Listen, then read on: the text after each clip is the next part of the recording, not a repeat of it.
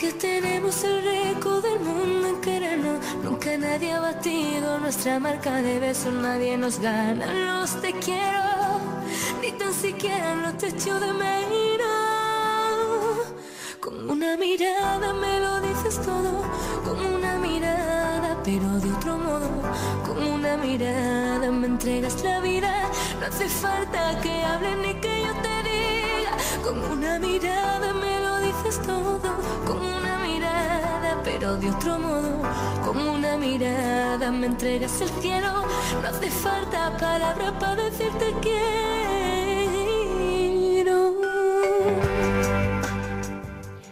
Cuando me dijeron que íbamos a tener este invitado exclusivo, pensé absoluta y directamente en una obra de teatro que se llama El pájaro azul. En un momento, el hada Beriluna, más parecida a una bruja que una hada, entra y le pregunta a los niños: ¿Tienes aquí la hierba que canta o el pájaro azul? Ah, tienes hierba, pero no canta. Ah, tienes un pájaro. No. No es lo suficientemente azul. ¿Cómo me ves? ¿Me veo linda? ¿Me veo fea? No sé qué pasa con los hombres desde la muerte de las hadas. Ya no ven del todo. Y esta combinación en este invitado de hoy, que habla de la escucha, de la palabra, de la conducción, de la interpretación, del amor también por el otro, por el arte, es que me llevó a esta pieza. Bienvenido, señor Luis Berezovsky. ¿Cómo está? Muchísimas gracias. Gracias por la bienvenida, por poner de manifiesto tus condiciones como actriz. Siempre que nos hemos cruzado, hemos hecho gala de esto, lo hemos compartido. Lo que pasa es que nos conocimos en el teatro. Así nos conocimos. Quiero, primero que nada, en este ¿Por qué brillan mis ojos?, hablar del pequeño Luis. El pequeño Luisito, allá lejos y hace tiempo. Si recuerda 5 miradas que hayan marcado su vida de pequeño, ¿de quién me hablaría? Hablaría primero de mi abuela materna, que solamente compartí 3 años con ella. Pero era el primer nieto, el primer sobrino, el primer hijo. Me esperaron 10 años. Se casaron mis padres y estuvieron 10 años sin poder tener hijos. Y no hubo otro hermano, pese a que tenía muchos hermanos mi mamá, que se casara y que tuviera hijos. Así que mi abuela, fui su primer nieto. Me acuerdo una vez había una rifa de esas que se hacían en los almacenes de barrio. Compró todos los números para que yo ganara el premio. No me puedo olvidar. Y tenía 3 años cuando ella murió. ¿Y vos sabés qué me acuerdo? Me acuerdo que estaba, porque en esa época uno moría en su casa. Estaba en una carpa de oxígeno en su habitación. Y me acuerdo de muchas cosas de los 3 años. Después mi mamá, por supuesto, la hija de ella, ¿no?, que fue muy sobreprotectora, una Vidya Mame de aquellas, ¿no? Después mi tía Perla, que cuando mi mamá se casó tenía 9 años, había una gran diferencia de edad entre las dos. Así que cuando yo nací tenía 19 y fui su nene, su bebé. Su juguete. Hay fotos donde ella está, pero una sonrisa tremenda, como si yo fuera su hijo. Y la fui a despedir a Mendoza, porque allí se fue a vivir en 61 más o menos. En el 24 de diciembre del 2022, estaba ya en sus últimos días y fui a despedirla. Pude hablar y sacarnos una foto. Ella me enseñó a leer y escribir antes que entrar al jardín de infantes, porque estaba en mi casa, vivía en mi casa. Me acuerdo que había puesto una pizarra en la cocina y ahí me enseñaba todo. Así que ya van 3.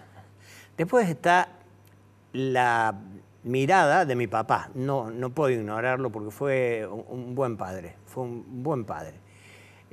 Un padre que hizo lo que pudo. Venía de la extrema pobreza,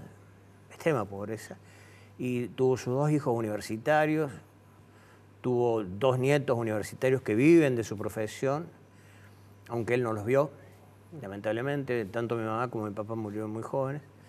Y tiene ahora bisnietos universitarios que tampoco ve, pero bueno. Y dormía cuando era chico, me contaba él, en un galpón sobre un fardo de alfalfa, porque no tenían colchón.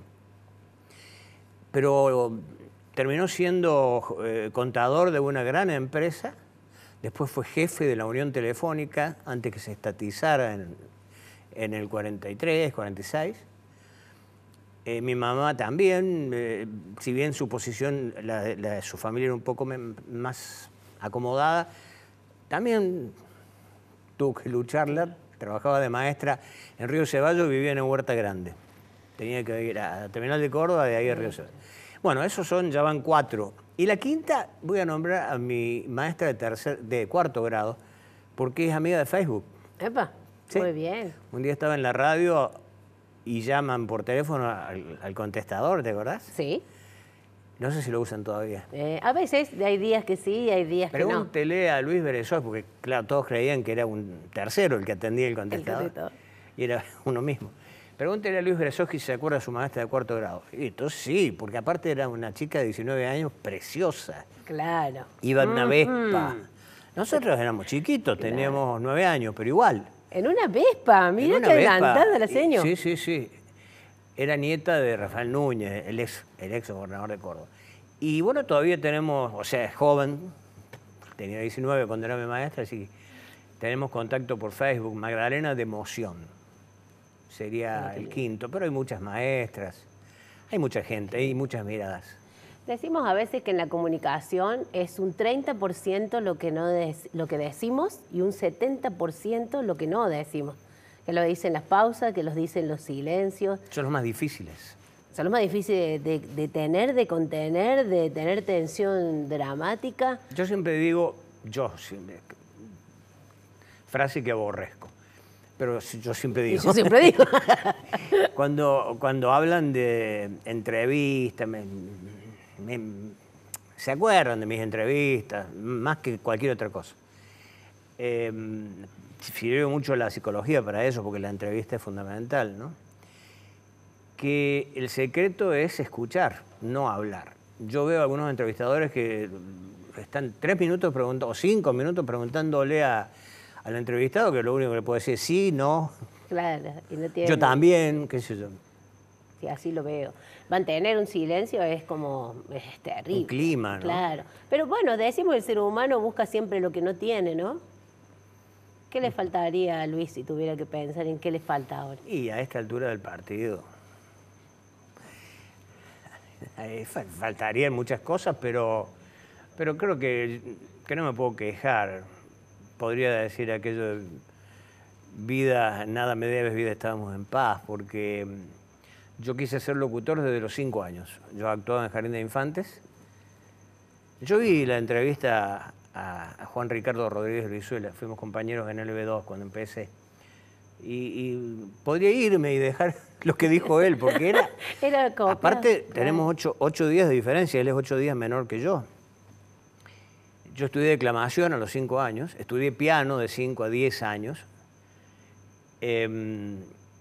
actuaba en los actos escolares, bailaba folclore en los actos escolares.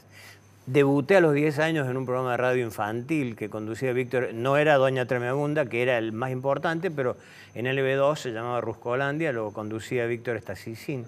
Y toda mi vida quise ser locutor, toda mi vida. Y no me fue fácil, pero fui locutor casi 40 años, digamos, corridos y profesionalmente, relación de dependencia, y me jubilé como locutor. O sea que desde ese punto de vista no me puedo quejar. Me falta desde hace 10 años mi compañera, que estuvimos 46 años juntos, que compartíamos el teatro, ahí nos conocimos, desde los 18 años, pero me dejó 2 hijos maravillosos, que son profesionales universitarios, que se destacan en su profesión, 3 nietos que están estudiando en la universidad, una de ellas se casó. Así que me ganó Rodríguez Brizuela, pero en una de esas pronto soy bisabuelo. Claro. ¿Cómo era la Ale? Porque la Ale, aparte de ser bellísima por dentro, por fuera, talentosa. ¿La Ale? La Ale, sí. La Ale era muy estudiosa, siempre fue muy estudiosa. Estudiosa y trabajadora. Todo lo que hace, lo hace con todo. Con todo. Me acuerdo que se iba corriendo a la escuela, decía, por ejemplo, no, me va a ir mal, en este examen sacaba 10. Ella obtuvo el premio de universidad por el promedio cuando se recibió de licenciada en Ciencias de la Información, 9 y pico. Pero siempre que iba a rendir, me va a ir mal, me va a ir mal, me va a ir mal, sacaba 10, por ejemplo, ¿no? Esa de tus hijos es la que más se acercó a la comunicación, ¿no? Y que hay Sí, Diego fue locutor de la FM Córdoba, cuando recién empezó, pero él ya estaba estudiando ciencia económica y le gusta más eso. Y se casó, mi nuera también es contadora, así que trabajan juntos, tienen estudios juntos. Y les va bien, que es lo mejor que le puede pasar a un padre, ¿no? Que sus hijos estén bien, estén encaminados. Claro. ¿Y cómo llega? Porque vámonos de nuevo para el pasado. Ahí arrancamos, en la radio, declamación, piano, todo. ¿Y cómo entra la carrera de psicología? Eso es una casualidad, porque no había ciencias de información ni había colegio universitario de periodismo. Cuando yo empecé, digamos, primero en el teatro a los 18 años. En realidad debuté a los 10 en radio, y me gustaba la radio, escuchaba todo el día la radio, escuchaba las radios de Buenos Aires cuando entraban en cadena. Escuchaba todo el día la radio, era mi pasión la radio. Pero el teatro también, y lo primero que vi fue un aviso de una escuela de arte dramática, del Teatro Estudio de Córdoba, que está en la torre del Puente Avellaneda. El año pasado estuve con mi maestro, Domingo Loyuiche, que está grande, pero está. Y a los 18 años entré, en realidad no los había cumplido todavía, entré a estudiar teatro. Hice teatro, estuve profesionalmente, rendí concurso en el Teatro Estable de Títeres en el 75 y entré. En el 77 rendí examen para la Comedia Cordobesa y entré, estaba en los 2 cuerpos. Después, bueno, pero la ¿Renunciaste obsesión... a eso, Luis? ¿Vos lo renunciaste? Sí, renuncié. Debes ser de las pocas personas que han renunciado a la comedia, ¿no? No sé, bueno, sí, pocas, pero algunas hay. Pero porque pocas. era muy triste para mí, por lo menos, ¿no? El Teatro de Títeres trabajábamos mucho, pero ya había entrado a la comedia, entonces, bueno, opté por el actor antes que el titiritero, que es una forma de ser actor también, ¿no? Pero era muy triste ensayar 4 o 5 meses y hacer 2 funciones, o estar más tiempo en el bar que actuando. Justo cuando yo me fui y vino la democracia, empezaron a actuar mucho, bien. viajaron por el mundo, fueron a Estados Unidos. Pero a mí me dijeron, podés volver. Y no, ya no tuve ganas. Ya estaba en la radio. O sea, yo entré a la radio en el 78. Me costó bastante. Yo no entré de jovencito a la radio. Entré sí, pero salía. Entraba y salía, entraba y salía. Entré en forma continua a partir del 78.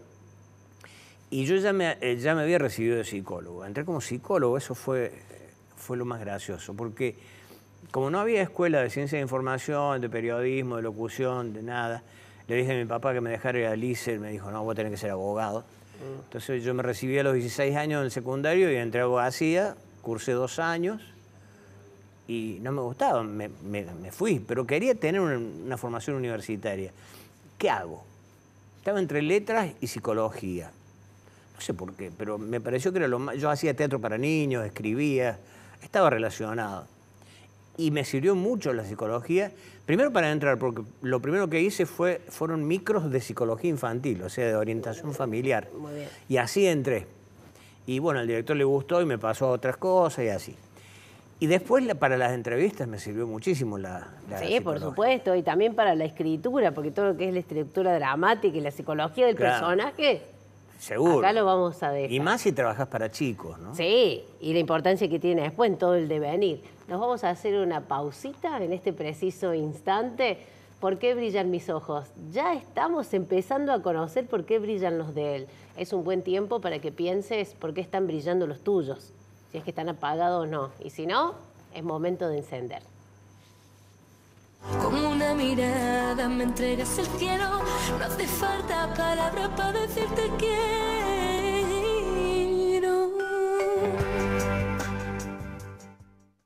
Arte y Joyas, su joyero de confianza, el que mejor paga el oro en Córdoba. Décadas de trayectoria nos avalan. Oro, plata, platino, brillantes, tasaciones. Única dirección. Tucumán 11, esquina de Anfunes. No tenemos sucursales.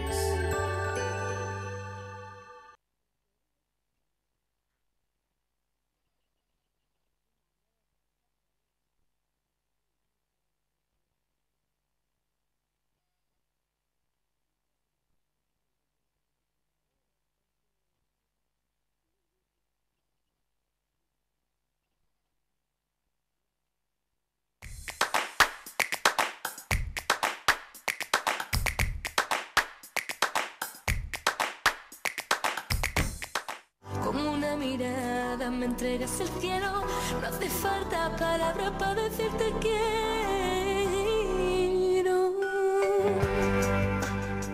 ¿Por qué brillan mis ojos? Hoy un invitado de lujo, el señor Luis Berezovsky. Ya recorrimos un poquito su infancia, las miradas de niño, un poco la psicología, el primer ingreso a la radio, que es otra de tus pasiones. ¿A todas las pasiones? La radio es la mayor, es la mayor. Y a ella le dediqué casi 40 años.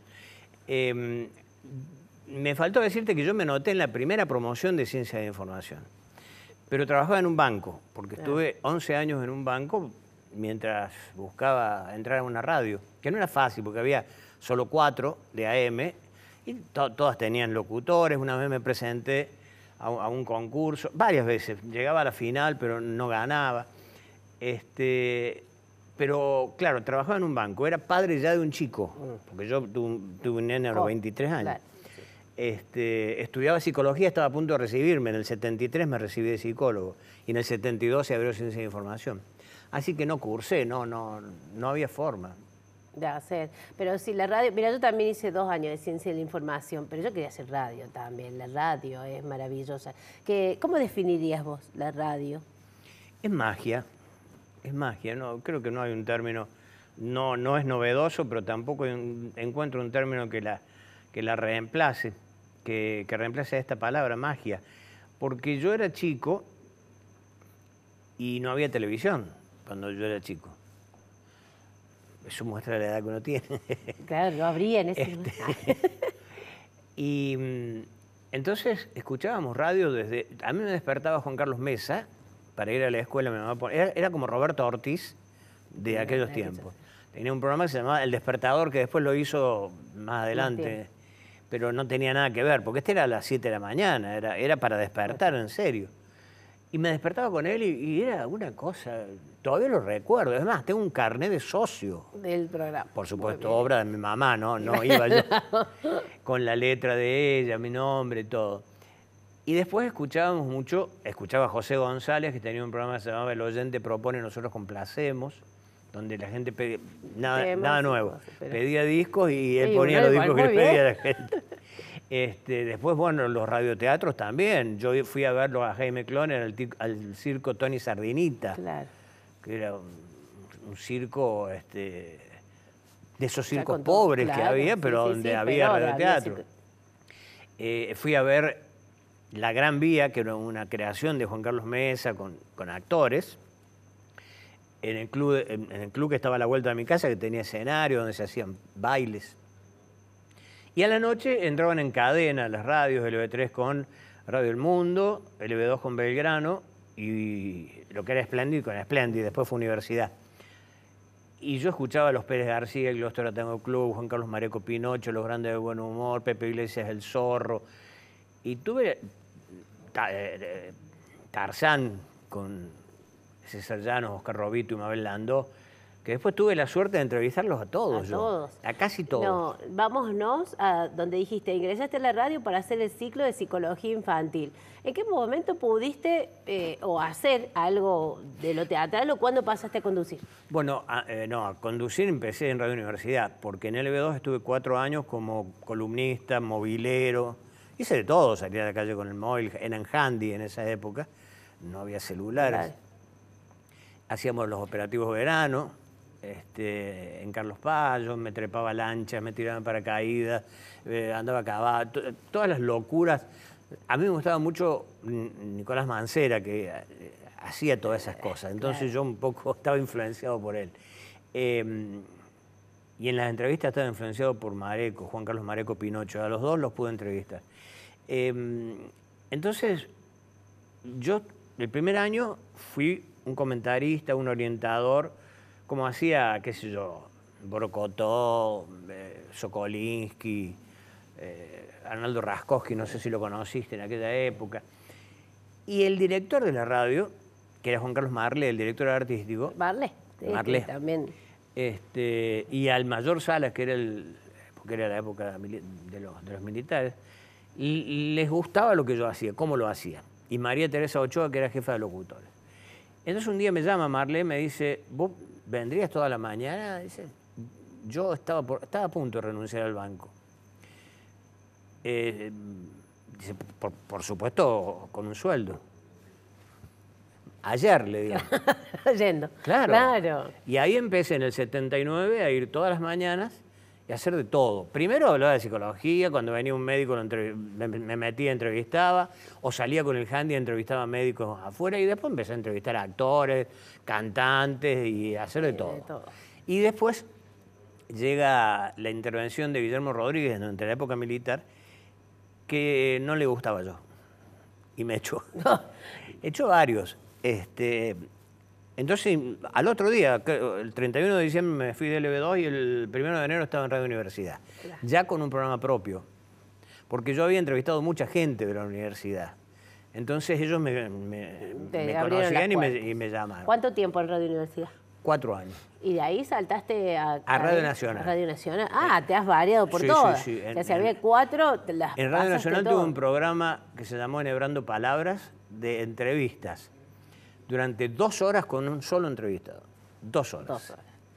Y uno de ellos fue Ronnie Vargas, que también le gustó lo que yo hacía, y cuando se privatiza LB3 me llamó, en el 91. ¿Qué representaron ellos dos? Porque los vamos a unir, a Ronnie y Mario. ¿Qué fueron Mucho, en tu vida? Porque yo los conocí en el 69-70, cuando ellos vinieron por primera vez. Por supuesto no tenían la dimensión que tuvieron después, pero ya se destacaban. Eran jóvenes, 20 y pico de años, yo también. Yo lo escuchaba a Ronnie toda la tarde, a Mario también, y a mí porque eran distintos a los de Córdoba. Córdoba era más provinciano. Ellos tenían un estilo más porteño, popular, nacional, ¿no? Claro. Y tenían unas voces espectaculares. Y a mí me gustaban muchísimo, yo lo escuchaba. Es más, yo lo entrevisté una vez a Ronnie y le hablé de Pistoncito. Pistoncito fue un invento de Ronnie Vargas, que fue lo que después hizo Titi Chabatoni con Popularcito. Claro, pero estoy hablando del 70. Y después tuvieron que ir, no sé, en el 71, 72. Y siempre que una radio, yo estuve en LB2, en LB3, siempre que una radio caía, hay que llamar a los sanjuaninos. Y los sanjuaninos en San Juan la descosían. Claro. Mario Pereira tenía el Pereira Show. Y Ronnie también. Así que no debe haber sido fácil traerlos. Vamos a... quiero que durante... Ya este año estuvimos fiesta y todo de 30 años de Noche y Día. ¿Qué fue Noche y Día? Estar todas las madrugadas. Tenemos para hacer otro programa, ¿sí? Nos quedan 2 minutos, pero son ¿qué 2 fue palabras. Desde lo humano fue muy positivo porque me dio una popularidad que no tenía. Pero también me cambió el metabolismo porque dormir de día no es lo mismo, todavía no me acostumbro a dormir de noche, la familia se sacrificó muchísimo. Así que me dio las 2 cosas, ¿no? Bien. ¿Cómo quiere Luis Berezovsky que en algún momento todos venimos para irnos? ¿Sí? En algún momento que no estés, ¿cómo te gustaría que te recuerden? Que me recuerden. Ya, como sea. Bueno, ya has dejado material de todo y para todos, ¿no? A mí me queda agradecerte, decirte que siempre has sido una persona muy generosa, un compañero excelente, al que es un placer cruzar, compartir y que siempre está enseñando. Entonces, gracias. Bueno, eso es una forma de recordar, gracias. Docente, yo te agradezco un montón. Hoy ha brillado nuestros ojos por el señor Luis Berezovsky, que los ha hecho brillar mucho, pero por el oído. Hoy lo vimos, disfrutamos de su historia, de su vida. Ya sabemos por qué brillan los nuestros. Gracias por nuestra ambientación, gracias por nuestra ropa, gracias a nuestra producción. ¿Por qué brillan mis ojos? Nos encontramos la semana que viene. Gracias, Luis. Gracias, Anita. Es que tenemos el récord del mundo en querernos. Nunca nadie ha batido nuestra marca de besos. Nadie nos gana los te quiero, ni tan siquiera los te echo de menos. Con una mirada me lo dices todo, con una mirada pero de otro modo.